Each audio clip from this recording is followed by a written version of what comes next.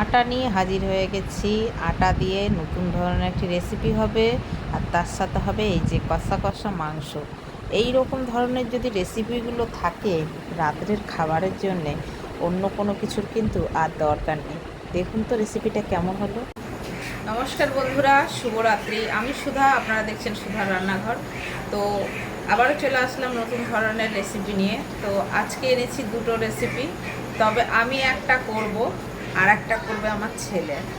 কারণ এটাই যে ওর ইচ্ছে, ও এটা রান্না করবে, যার জন্যে আমি ওকে নিয়ে আসছি। আর আমার শরীরটা খুবই খারাপ, তাই ভাবলাম যে আমি একটা করি, আর ও যখন করবে বলছে ওকেও করতে দিই।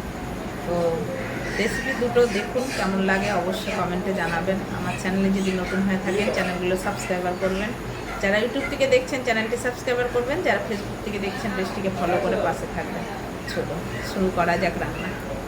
এখানে আমি বেশ খানিকটা আটা নিয়ে নিয়েছি। আমার পরিমাণ মতন আমি নিয়ে নিয়েছি, আপনাদের যতটা লাগবে সেই পরিমাণ মতন নিয়ে নেবেন। দিয়ে দিচ্ছি লবণ স্বাদ অনুযায়ী। এবার আমি আটাটা অল্প অল্প জল দিয়ে দিয়ে একটা ডো তৈরি করে নেব।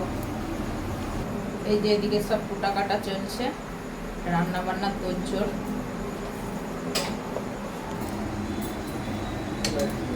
এবার আমি লেচিটা করে নেব।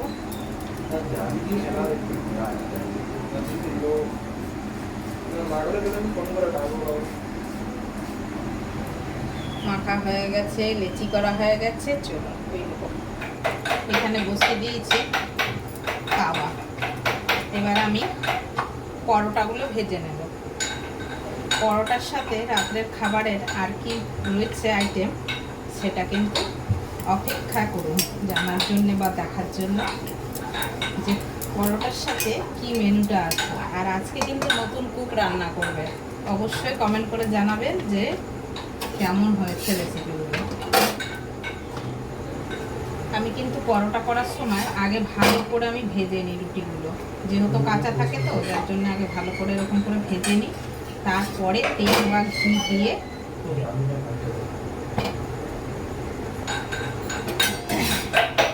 আমার রুটিগুলো সব ভাজা হয়ে গেছে।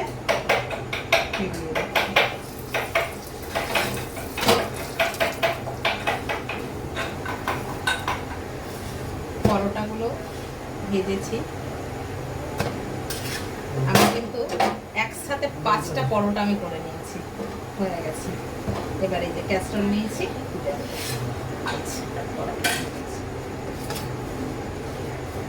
ক্যাস্ট্রলের মধ্যে থাকলে অনেকক্ষণ গরম থাকে। মুছে নেব ভিজা ন্যাকড়া দিয়ে। পরোটাগুলো ভালো করে সেঁকে নিচ্ছি, এদিক ওদিক উল্টে পাল্টে।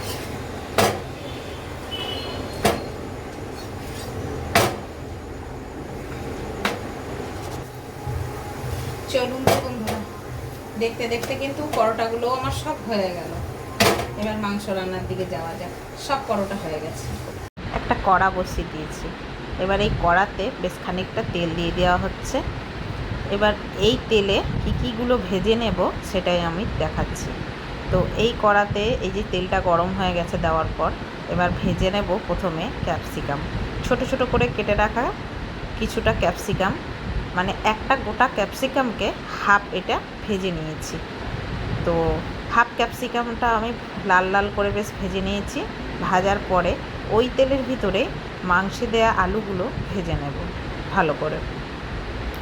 এবার তেলটা কিন্তু পরিমাণে কমই থাকতে হবে, বেশি দেওয়ার দরকার নেই, কিন্তু যেহেতু ভাজাভাজিগুলো অল্প অল্প হচ্ছে তো তাই। তো আলুগুলো বেশ লাল লাল করে ভেজে নিতে হবে।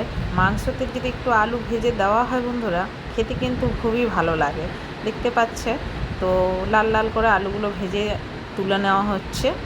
এবার আলুগুলো তুলে নিয়ে এবার এর মধ্যে আরও বেশ খানিকটা তেল দিয়ে দেবো। বেশ খানিকটা তেল দিয়ে দেবো মাংসটা রান্না করার জন্যে। আমি যেভাবে মাংসটা আজকে আপনাদের সামনে তুলে ধরছি, এই মাংসটা রুটি, পরোটা, লুচি, ভাত, এমনকি ফ্রায়েড রাইস, পোলাও সবের সাথে কিন্তু খুব সুন্দর, মানে ভালো লাগবে খেতে। এত সুন্দরভাবে রান্নাটা হচ্ছে। এখানে যে মশলাটা দেওয়া হয়েছে, এই মশলাটা কিন্তু একটা ইউনিক মশলা। এবার যদি বলেন যে কি সর্বপ্রথম তেলের ভাগটা কতটা দেওয়া হয়েছে সেটা আপনারা দেখতেই পাচ্ছেন। এখানে মাংস আছে 800, তার তেলটা হচ্ছে পরিমাণ মতন কম দেওয়া হয়েছে, 50-এর মতন তেল দেওয়া হয়েছে। তেলটা যেই গরম হয়ে গেছে, আদা রসুন হামলদিস্তায় ভালো করে ছিঁচে নেওয়া হয়েছে। ছিঁচে এই মশলাটা তৈরি করে তেলের মধ্যে দিয়ে দেওয়া হয়েছে।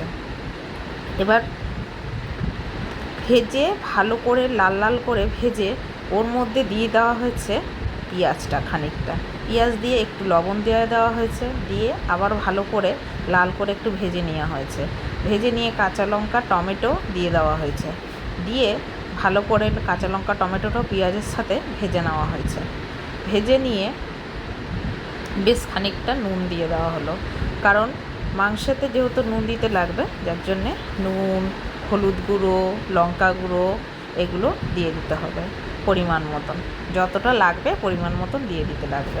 হ্যাঁ, মাংস রান্না করা আমরা সবাই জানি, কিন্তু এই রকমভাবে একটু ছিঁচে যদি রান্না করা হয় না, এর স্বাদ কিন্তু অটোমেটিক আলাদা, একদম আলাদা।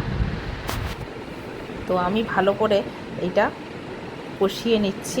মশলাটা শুকনোটা তেলের সাথে মশলার সাথে পেঁয়াজের সাথে ভালো করে ভেজে নিতে হবে। ভেজে নেওয়ার পরে তারপরে স্টেপ বাই স্টেপ কিন্তু রান্নাটা অবশ্যই দেখবেন বন্ধুরা, নাহলে কিন্তু কোনো জায়গা থেকে স্কিপ যদি করে যান তাহলে কিন্তু আপনারা ভালো মতন দেখতে পাবেন না, আর রান্নাটাও কিন্তু ভালো মতন করতে পারবেন না। তো দেখতেই পেলেন যে অল্প অল্প কিন্তু তেল ছেড়ে এসছে। যেই তেল ছেড়ে এসছে অল্প একটু জল ঢেলে দিতে হবে। জল ঢেলে ভালো করে আবারও মশলাটা নেড়ে চেড়ে এটা জলের সাথে কষাতে হবে। হ্যাঁ, তেলের ভাগটা বেশিও দেবেন না, কমও দেবেন না, মিডিয়াম দেবেন, যতটুকু লাগবে ততটুকুই দেবেন, এর থেকে বেশি দেওয়ার দরকার নেই।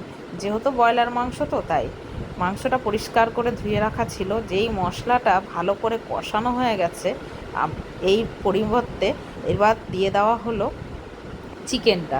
চিকেনটা দিয়ে ভালো করে কিন্তু কষিয়ে নিতে হবে। কষিয়ে নিয়ে ভেজে রাখা আলু, ক্যাপসিকাম এগুলো কিন্তু দিয়ে দিতে হবে, দিয়ে আবারও কিন্তু কষিয়ে নিতে হবে। কষিয়ে নাড়াচাড়া করে ঢাকা দিয়ে দিতে হবে। ঢাকা দেওয়ার পরে তারপরে দেখতে পাবেন যে এর কালারটা কতটা চেঞ্জ হয়।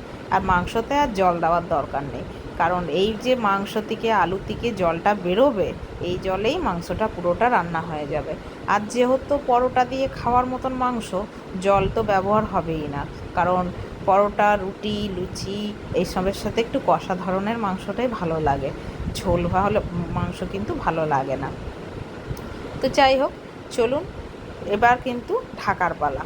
সিম করে গ্যাসটা ঢাকা দিয়ে দিতে হবে।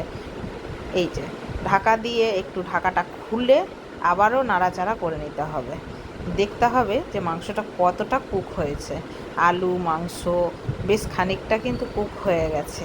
এবার চলুন, নুনটা অবশ্যই একটু বুঝে শুনে দেখে নেবেন কতটা কি দেওয়া যায় না দেয়। হ্যাঁ, দেখুন তো কালারটা কত সুন্দর এসছে। দেখতে দেখতে কষাতে কিন্তু রান্নার শেষের পর্যায়ে, একদম শেষের পর্যায়ে। তো নামানোর আগে কয়েকটা জিনিস কিন্তু অবশ্যই দেবেন। আলু সিদ্ধ হয়ে গেছে, মাংস সিদ্ধ হয়ে গেছে, দেখতেই পাচ্ছেন। তো চলুন তো এবার কি দেওয়া যায় দেখা যাক। একটু দিয়ে দেবো গরম মশলা। এই মোমেন্টে একটু গরম মশলা না দিলেই নয়, একটু গরম মশলা দিয়ে দিতে হবে। গরম মশলা দিয়ে বেশ নাড়াচাড়া করে এবার উপর থেকে আর একটা জিনিস দিতে হবে, এটা হচ্ছে টুইস্ট। হ্যাঁ, এবার বলবেন যে কি, চলুন দেখুন, তবে তো বুঝবেন যে হ্যাঁ কোন কুক রান্না করেছে। তবে হ্যাঁ, এটা কিন্তু আমি লাস্টে একটু নেড়ে দিচ্ছি, রান্নাটা সম্পূর্ণ আমার ছেলেই করেছে। এটা আমি নেড়ে টেড়ে নামিয়ে দিলাম। এবার উপর থেকে দিয়ে দিচ্ছি ক্যাপসিকাম সরু করে কেটে রাখা। কি রাতের রেসিপিটা কতটা ভালো লাগলো অবশ্যই কিন্তু কমেন্ট করে জানাবেন। এই যে কষা মাংস আর তার সাথে কিন্তু গরম গরম পরোটা। তো আজকের মতন বিদায় নিয়ে নিলাম বন্ধুরা, ভালো থাকবেন, সুস্থ থাকবেন, দেখা হচ্ছে পরের ভিডিওর সাথে। Bye bye.